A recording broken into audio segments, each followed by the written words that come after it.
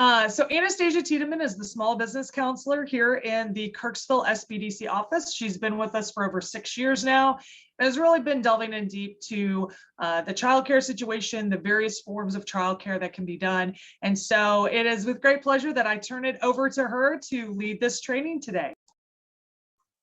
Hi, everybody. Nice to meet you. I'm Anastasia Tiedemann. Like Carolyn said, I'm a small business counselor here in Kirksville. Now, I want to let you know, I think I'm pretty good at my job. I am not pretty good at Zoom. So I'm going to try and share my screen right now. And hold on, it's not sharing.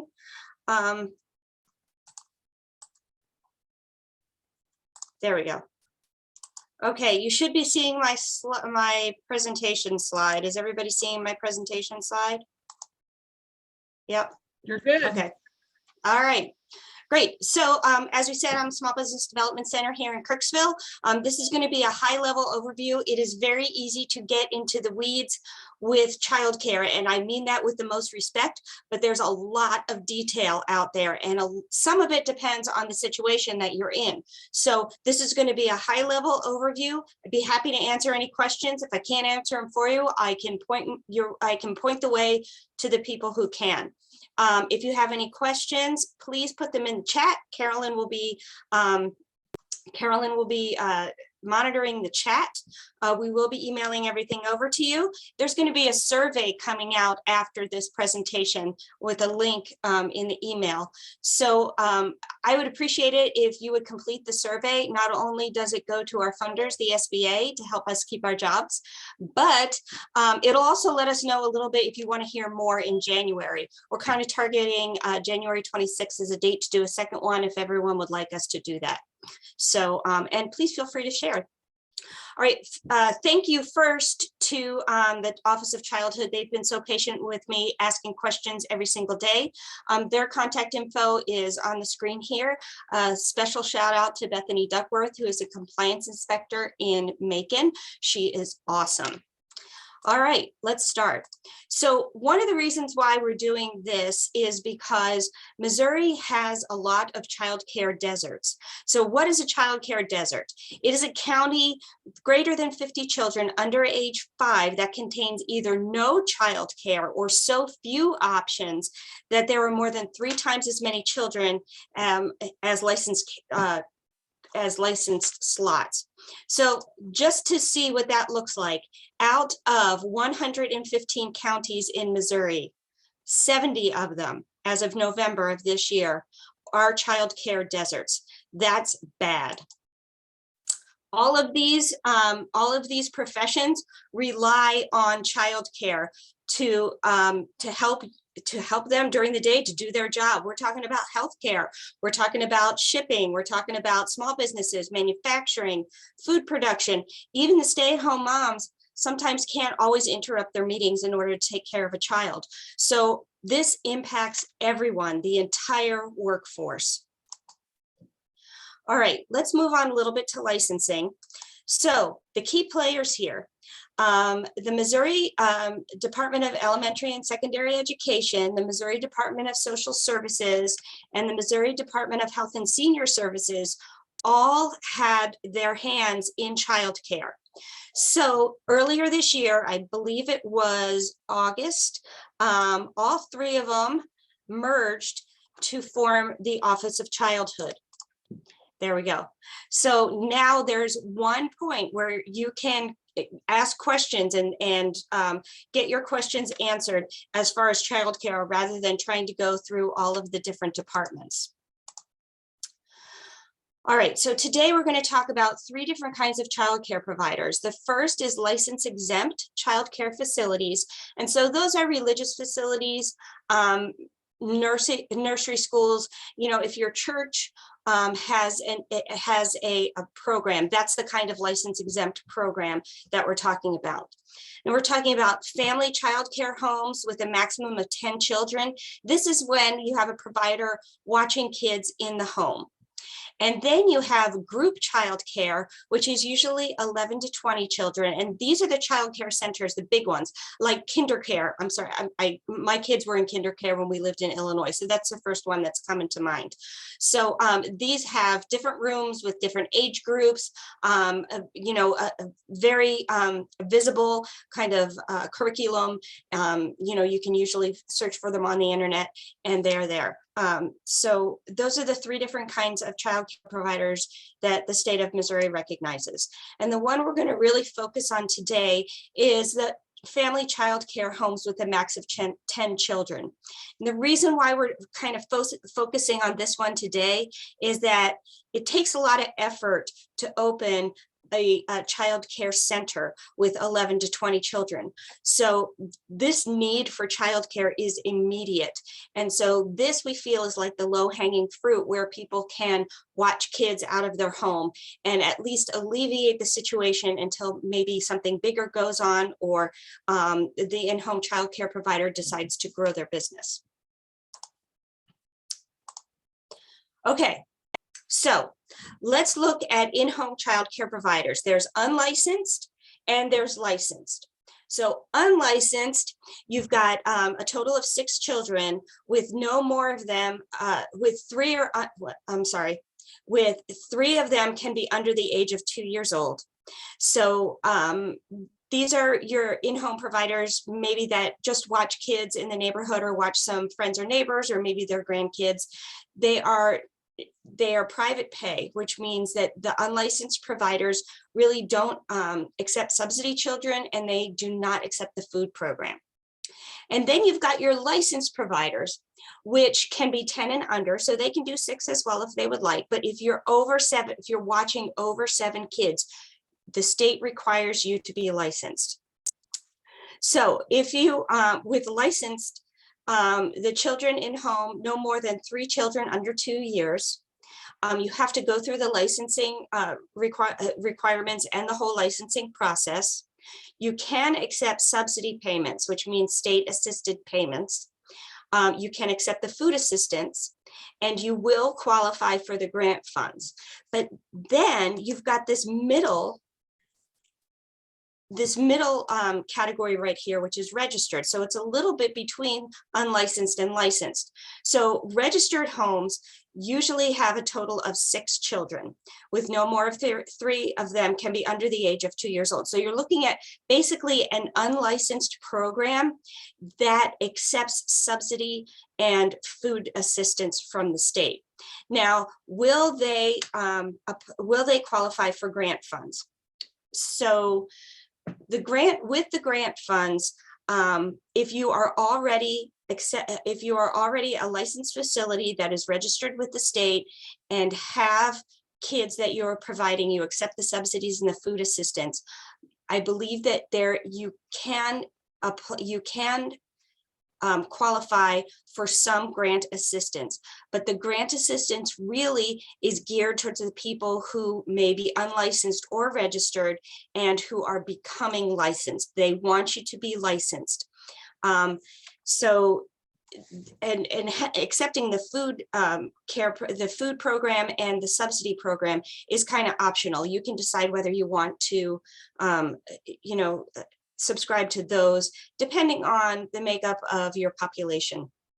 You know, there are a lot of, we can get into the whole tier 1 and tier 2 with the subsidy payments and with the food assistance payments and things like that. But basically it has to do with the poverty in your area and how many kids in the school system, you know, need assistance with the food and get the free lunch program. Okay. A little bit of more of the difference between unlicensed, registered, and licensed. When you're unlicensed, there's no qualifications or trainings. You're kind of operating under the radar.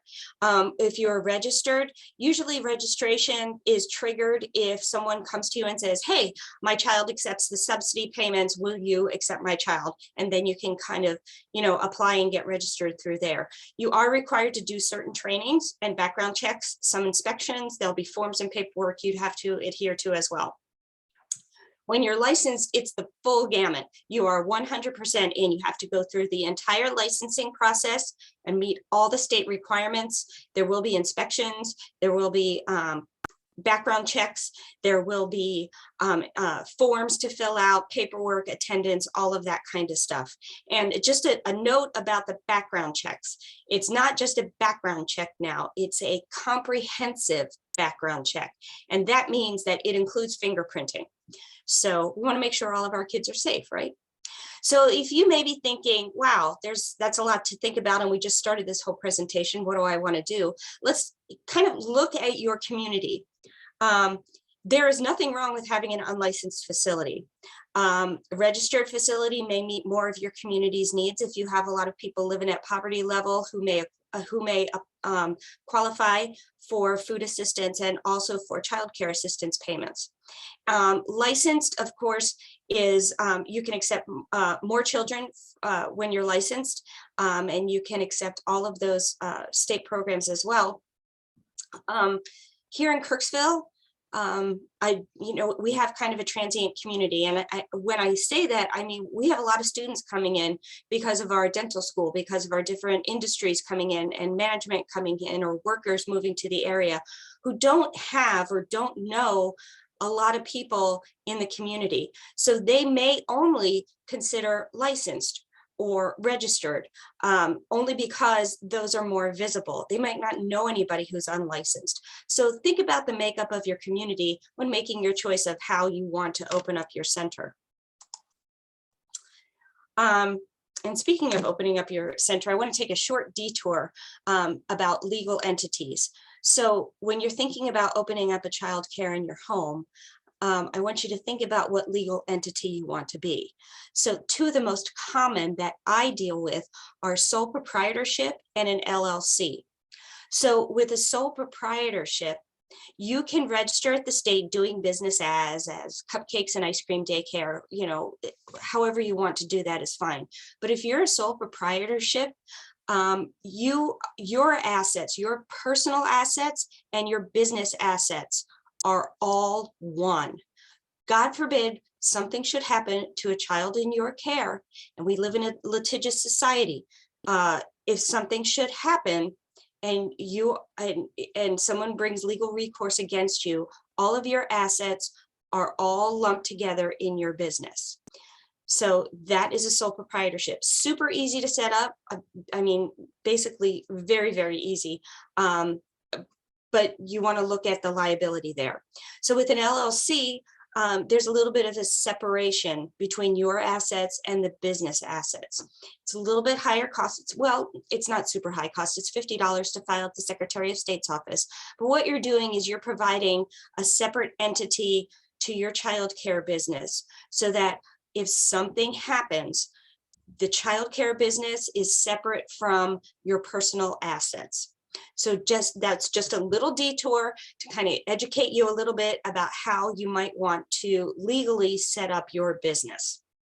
I'd be happy to answer any questions for you about this. I'm not a lawyer, but we can talk through maybe the facts about what each of those does, how they are taxed, what the liability is, and help you to make a decision. But as always, I'm not a lawyer. I would have you turn to an attorney for legal advice about that.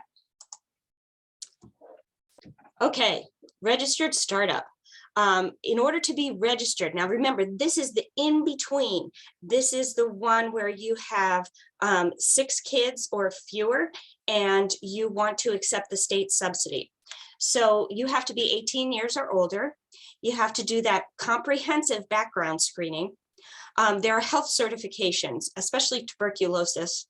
You'll have to register with the Missouri Professional Development Registry, do the required trainings, take a look at the health and safety checklist. So let's take a look, and if I can find and share my screen again. Okay, this is the page. Can everybody see that? Missouri Open Initiative? Yes. Yeah, okay. So Missouri Open Initiative. So this is where you would get your Missouri Professional Development ID.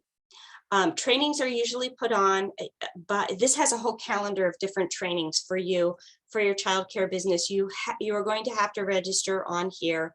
There are trainings, usually Childcare Aware of Missouri puts on the trainings for you, but this is one of the things you will have to register with, okay? And then let's take a look at the health and safety checklist. Can you see this one?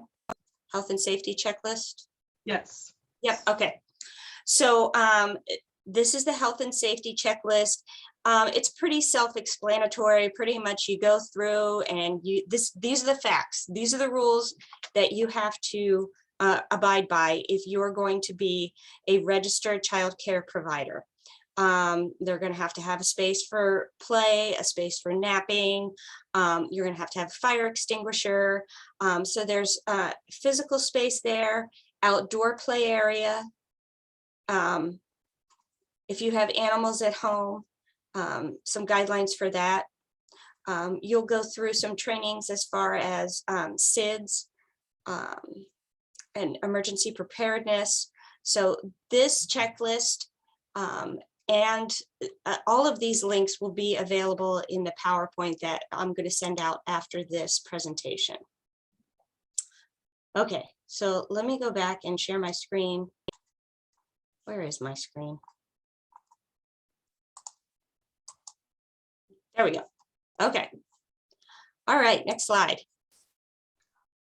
Anastasia, we see your preview. You see my not the cheat sheet, full don't you? Right. Yeah, there you go. Screen 2. There we go. Okay. So when you're registered for startup, basically it's an agreement between you and the state. It's not licensure, it's an agreement. So it's 6 or fewer, and I do have a link up here. Let's see if I can find it. And it's more actually words than if you're going through that checklist. Basically, it's that whole checklist, and then you sign at the bottom. Is this it? Nope. That's the checklist. That's not the service agreement. I'm sorry. Got way too many tabs up here. I was afraid our internet was going to go out again. Here we go. There we are. It's an agreement for services.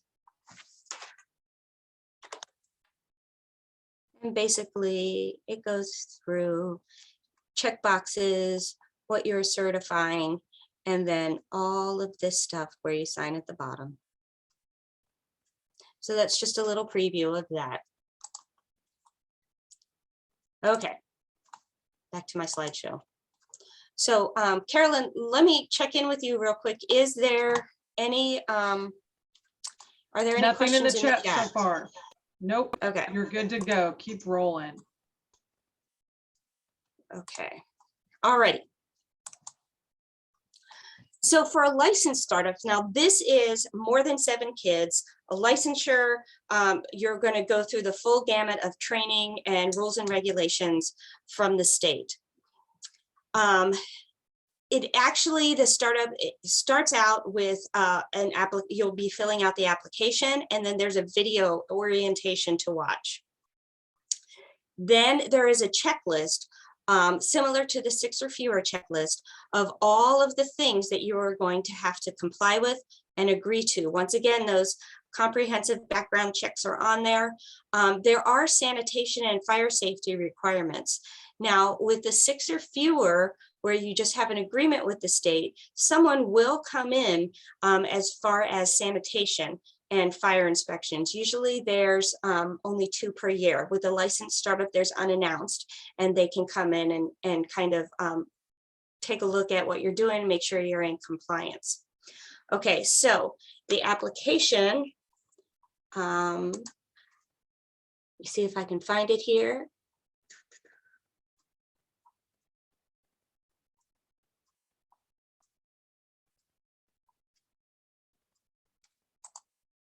Let's see, I think this is it. Oh, this might be the 6 or fewer. All right, I'm sorry. Register.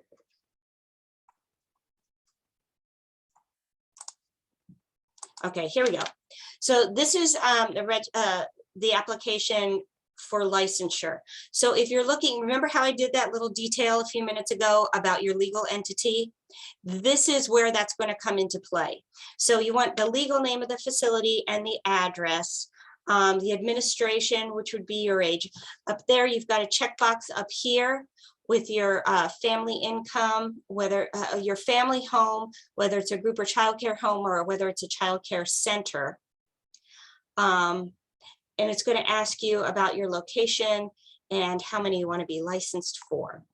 Okay, so that goes hand in hand with the video, which can be accessible through this page. So this is the home page for childcare. And right here is the tab for orientation. And if you click on that tab for family home care for licensure, it'll bring you to this page where there's all kinds of forms and the orientation video. Okay.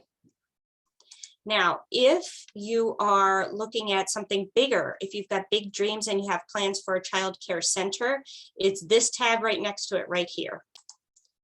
And you will have forms and your video and your application. Okay.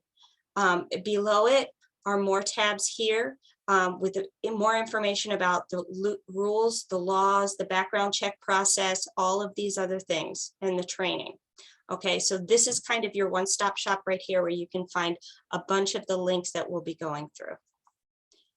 We won't go through every one of them today, but I'll kind of include everything in my my email to you. All right, where is, now you're going to see, I know you're seeing my cheat sheet again, but I think I need to come back to here in order to get back to the full thing. Thanks for your patience with me, everybody. I do apologize. So this map up here, this map is the districts, the different regions for your child care compliance people at DESE. So I believe that most of the people who are on this call right now are in this light purple region up here, or light blue region up here. I thought I saw a few addresses, either it was somewhere around this area here. So what you do is you go to this page, the link is right there, the district office, select your county, and it will show you all of the people at DESE who you will be contacting with and talking with during the process, your licensing process. Don't want to leave out people. Okay, so this is the legal code of state regulations, 34 pages of awesomeness, and that the link is right there. It kind of gets deep into the nitty-gritty of what you're going to be doing in a home care. I don't want to leave the people who are on the call who are interested in doing a center or who have a license exempt interest. We've got those links on there as well. We'll just kind of gloss by that. So your licensing timeline. So you may be asking, wow, we just talked about a lot of stuff and it's 10:30. So your licensing timeline, I checked with my DESE representative and she said that the quickest she's ever seen somebody get licensed was 3 months. And for larger centers, the longest she's ever seen anyone go through the process was, don't get scared, up to 2 years. But that's for a larger center, and they had a lot of hoops to jump through. So basically, from the time you'll be submitting your application and viewing of the video, someone from the DESE district office will reach out to you to set up a site review. So basically, it's just kind of a visit to your location to see what's going on here, how much. If there's any changes that need to be made, that kind of thing. Fire safety and environmental child care inspections are required. So from there, you will start getting all of your training certifications, make all the modifications that are needed in your home. And then you will complete all of your forms, and then you will get licensed. And after you get licensed, you can apply for the subsidy and the food program. So that's kind of the timeline of how you're moving through the system. Like I said earlier, I want to just, there's fire safety inspections at all levels, sanitation guidelines, not just for the food program, but, in general. And the licensed facilities are inspected for compliance, and registered facilities are also. Short detour here on trainings. I want to shout out to Childcare Aware of Missouri. They're the ones who do most of the trainings, if not all of the childcare trainings. You're going to need to do trainings in order to be a director of a childcare facility, whether it's in your home or whether it is a full-blown facility with 11 kids and up. Childcare Aware of Missouri contracts with the state. They are an incredible resource. Not only are they in charge of trainings, they're in charge of doing a lot of data. The second slide that I presented on the childcare deserts, they're the point people for all of that information. When you get licensed, I encourage you to register with them. So when people call them and say, I need somebody in Putnam County, well, they've got your name and they can refer somebody over to you. So that was just a short detour there. Okay, here's your contacts at Office of Childhood, DESE, and the food program. Like I said, this is just for your information. This is all going out with a slideshow after this presentation. All right, quick trip through the subsidy program. Subsidy program assists parents and guardians with payments for childcare in Missouri. So basically the parents or the childcare provider is reimbursed from the state for part of your fees. Childcare providers must be contracted or registered with DESE to receive payment. So that's the unlicensed providers are not eligible to be on the subsidy program. Registered and licensed providers only. So depending on income, the state may pay all or a portion of the family's fees for childcare. And you'll know how much because that person will come to you and let you know. They'll have a letter. You contact DESE and you'll get a letter of how much they are required to pay. So there's a traditional level where the state pays it all, or they could pay 80% or 60%, depending on the parent's income. Now, this is really interesting. This is childcare rates in your area. So you kind of want to know when you're setting your prices,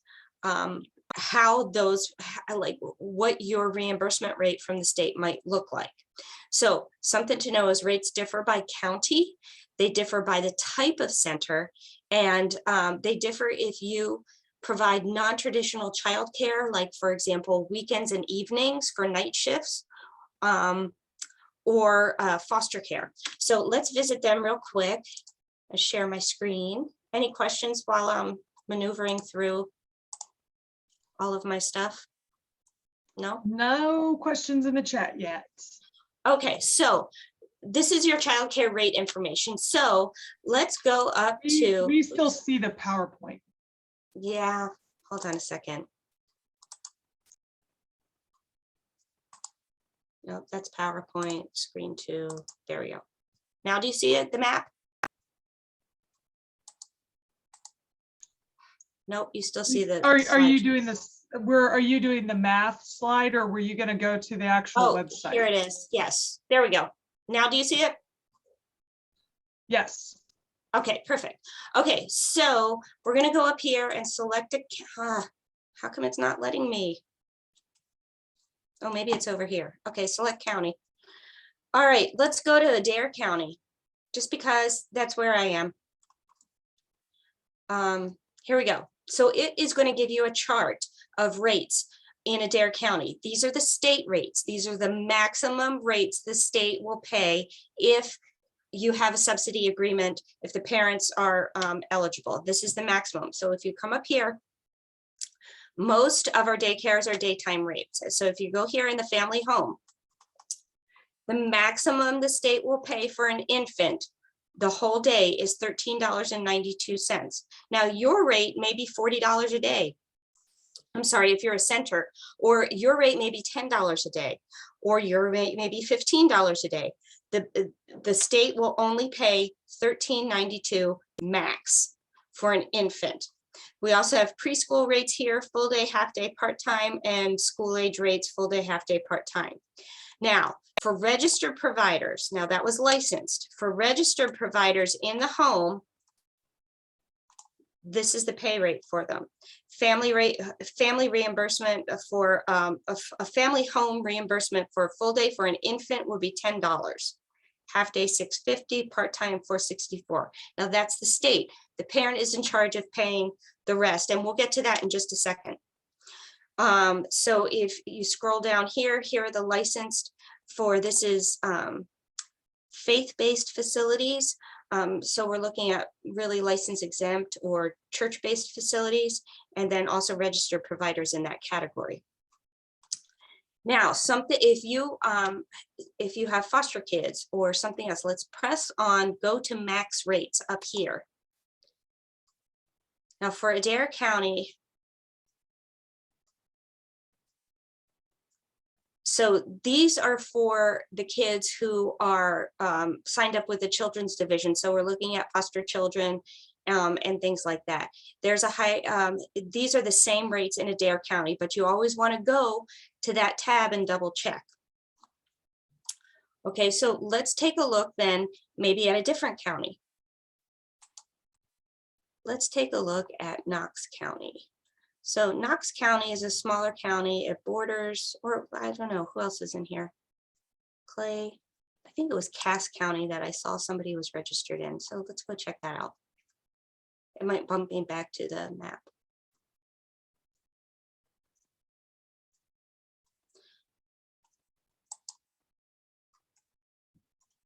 Cass County. Okay, here we go. So in Cass County, if you notice, the rates are different. Every county is different, okay? So you're going to want to check your county. So in Cass County, for registered providers, for example, it's $15. In Adair, it was $10. In Cass County, family home for an infant is $20 a day is the max the state will pay. So double check and make sure of what the state will pay for pay you for the maximum for your in-home childcare. So I want to go back to my, okay, so let's talk about subsidy math. All right, subsidy math. So provider, let's say you as the provider per day charges $20.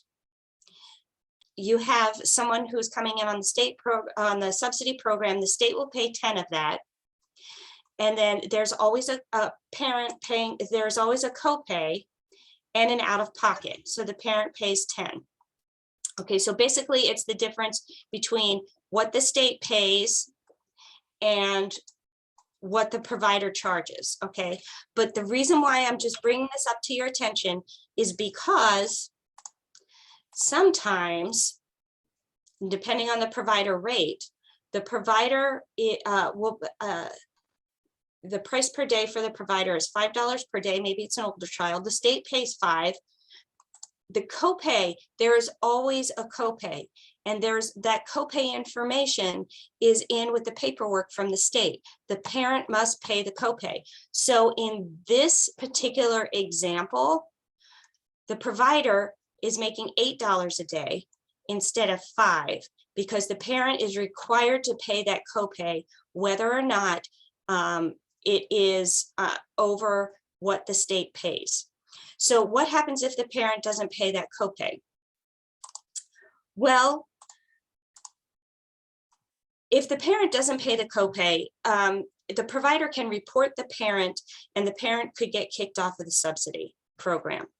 But if the provider does not actively collect the copay, then that's up to the provider. But I do want to make you aware that the copay is separate in the documents and the parent is required to pay that copay. And depending on the math, it might be over what the center is charging. Okay, let's do quickly food program. Food program is funded by the USDA and administered through DHSS. So you have to be registered with DHSS in order to qualify. So there's also a sponsoring organization that you have to work through. Okay, you're going to have to provide menus and meal plans and all of those kind of things as well. So sponsoring organizations, you'll be contacting one of these organizations in your area. Here in Adair County, it's Cap Nemo, but there are agencies all over who administer the food program. You will have to provide menus. So this is a sample menu for children with ages broken out here. Infants is going to be different. So you claim no more than 2 meals and 1 snack, or 1 meal and 2 snacks for each child per day. They're going to check the attendance to make sure that that child was there if you're going to be getting reimbursed for these meals. You're going to have to keep an accurate meal count and records per child on a daily basis. Okay, how to apply? There's links here. I'll be sending it to you. I'm just noticing the time. It's 10:45. I guess I better quickly, we're almost done anyway. So that's the food care program. All right, now to the part where everybody really wants to be, and that is, okay, you've decided that you want to start an in-home childcare. What do you qualify for? So Childcare Development Fund was made possible through the Corona Response and Relief Supplemental Appropriations Act, CRISHA. So the budget that Missouri has to spend on CRISHA is $185 million. Yay. And they have allocated this into 14 separate funding tiers for childcare. All right, so how the grants work. So just a little verbiage here. IFB is an invitation for a bid. So what you are doing is you are a contractor and you are submitting a bid to the state of Missouri. Okay, in that bid, there's not really a narrative, but you are going to have to break down how you want to spend the money that you are applying for. They are either going to accept or deny your bid. And once you are accepted, that means that you can go spend the money. Now, there's 2 ways to do this. You can spend the money, keep the receipts, and get reimbursed. Or now they're offering the ability that you can apply for the funding up front if you don't have, any kind of cash allowances to spend the money up front yourself. And they will not be charging interest. And then you will submit the receipts as proof. So let's head over to this one. This is Early Care Connection slideshow. Hold on, give me a second here. Here we go. Okay, Child Care Relief Funds. This is where you will find information and be able to apply for the grants. Before we get into that, you'll notice down here, there's boxes: Startup Expansion Enhancement and Technical and Business Assistance. Paycheck Protection, if you've been in business that's closed right now. And then there are different windows for non-traditional care. The ones I want to talk about really are Startup Expansion and Enhancement and Technical and Business Assistance. But before we do that, I want to make you aware there's all these other things that you need to sign up for up here. The first one is Missouri Buys. Missouri Buys is like the government contracting portal. You have to sign up for them in order to get your check. They will do direct deposit, by the way. Anastasia, we have Second one. a question. Sure. Are the grants available for child care centers as well? Yes. Yes, to start up, expand, or enhancement. And we'll get into that in 1 second. So, okay, so you're going to need a request for tax clearance. They want to make sure that you're not behind in taxes before they give you more money. When you click on this link, it will bring you to a form, and they will automatically get a copy once that form goes through and you get the information that you're all clear. E-Verify must be on file with the state of Missouri. E-Verify is really, it has to do with, your employees. Are they citizens of the United States? Are they going to go through background checks? All of that kind of thing. So that's what E-Verify is. You're going to have to sign up with them as well. You're also going to have to talk to me. Small Business Development Center. We're going to have to go. You're going to have a conversation with me, and we'll go through everything and make sure you're on the right track there in order to apply for the grant. So first, let's go to the Startup Expansion and Enhancement Grant. So what I'm going to do is I'm going to go through to the paper application, so it kind of gives you a little bit of an idea about all of those things. Those other buttons, there's a lot of FAQ information there.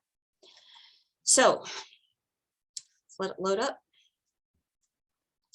All right, scroll to the top here. So up here is the information for the bid. The issue date is August 1st. So if you've already spent some money, you're going to have to keep your receipts. They are eligible as of August 1st. Okay, down here, it says your contract period is through July 31st of 2022. That's your application period. So these applications are due through July 31st, meaning you have to have the funds spent. Your last receipt can be dated July 31st.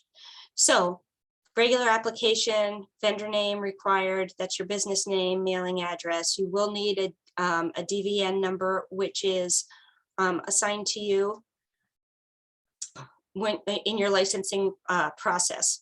So here we go. Registered, who are you? Are you a registered provider? Are you licensed family? Are you licensed group?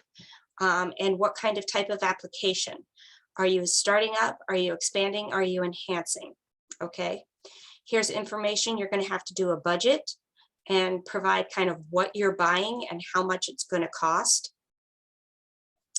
So enhancement means, okay, so if you're starting up and you don't have all of these items quite yet, this page here, page 3, has the replacements of what you would need as required documentation. Remember, they want to see that if you're not licensed yet, they want to see that you're working toward licensure. So let's bear with me for a second. Okay, here we go. Table 1. This is the startup.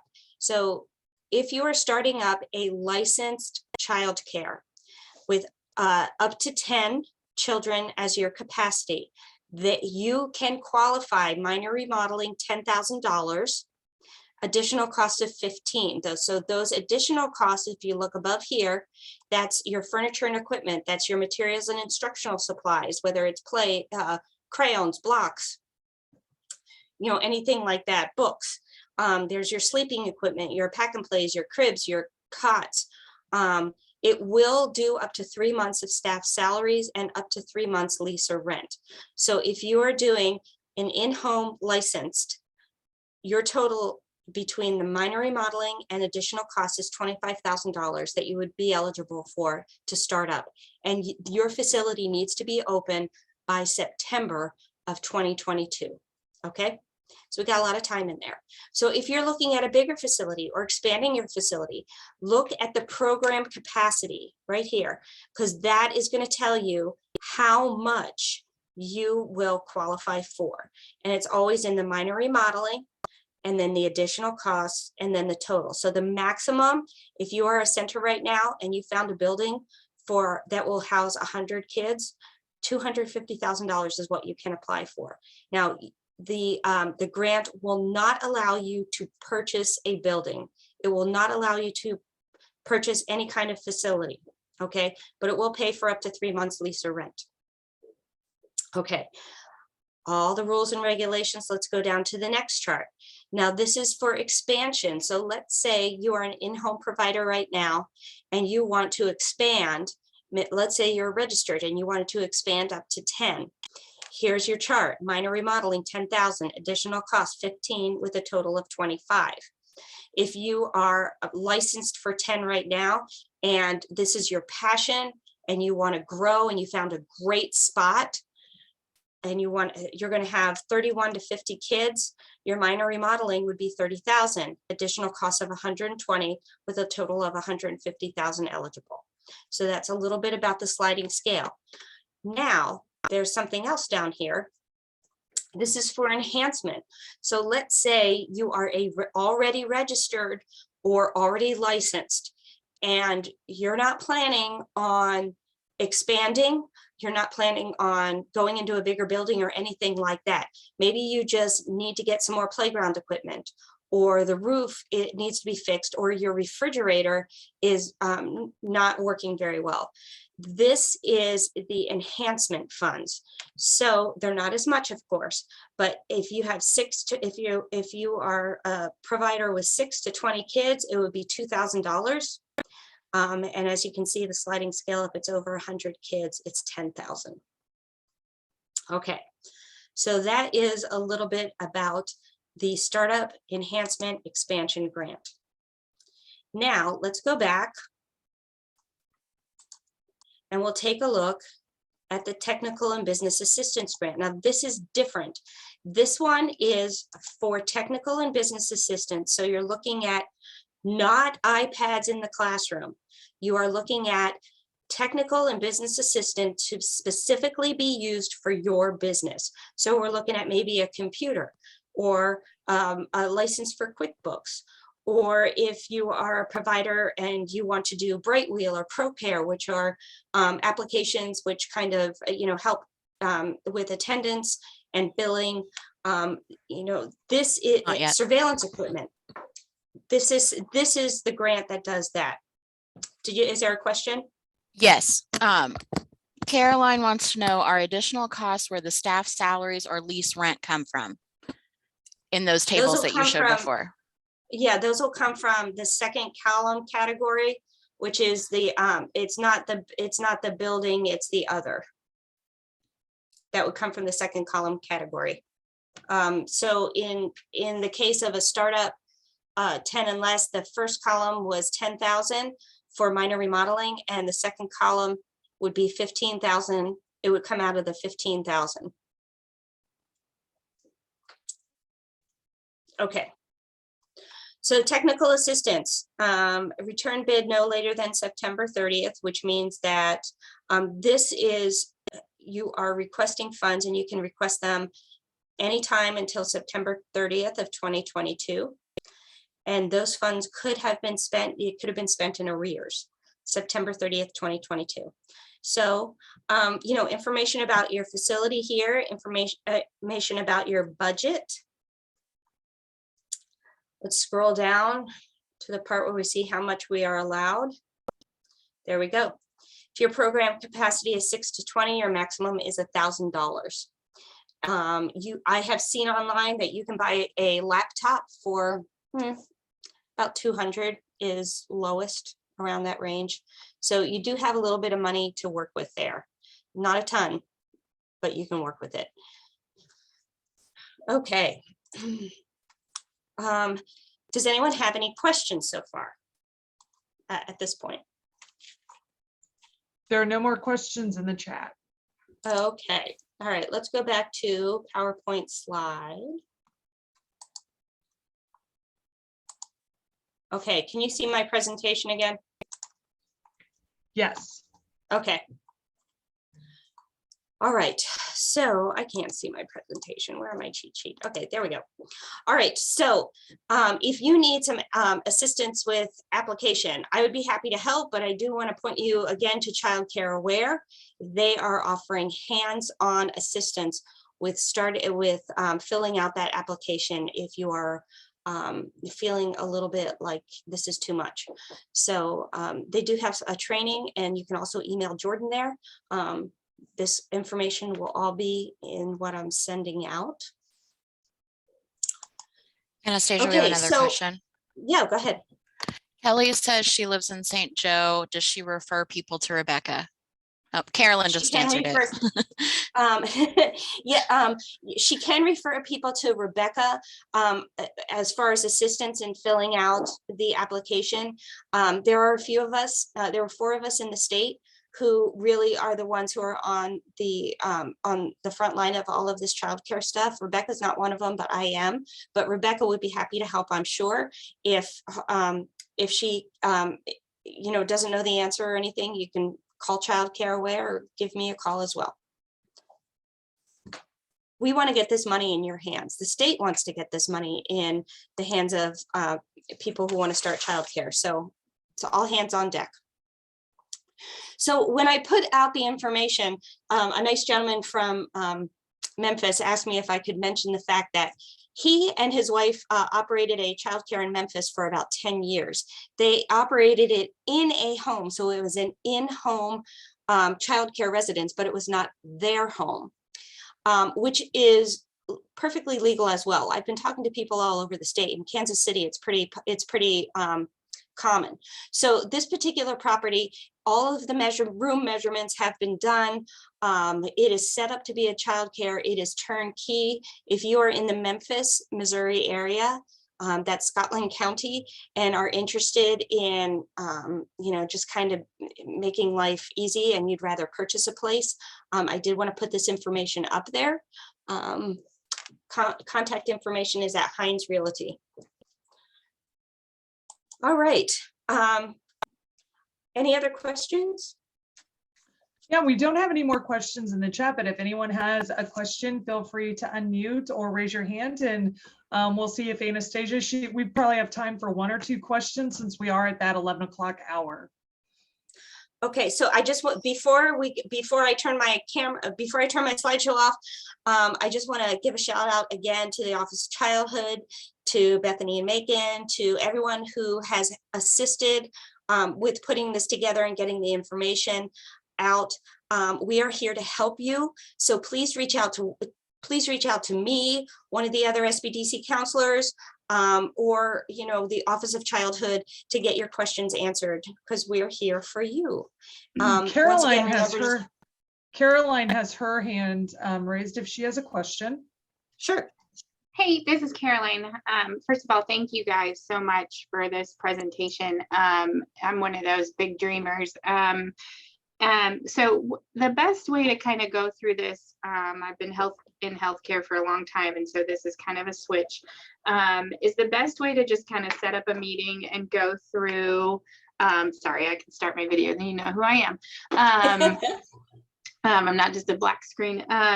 So is the best way to really just set up a meeting and kind of talk through, where to go next, what to do next, and go from there. How are you talking about, an in-home facility or a center? So it would be a center. Okay,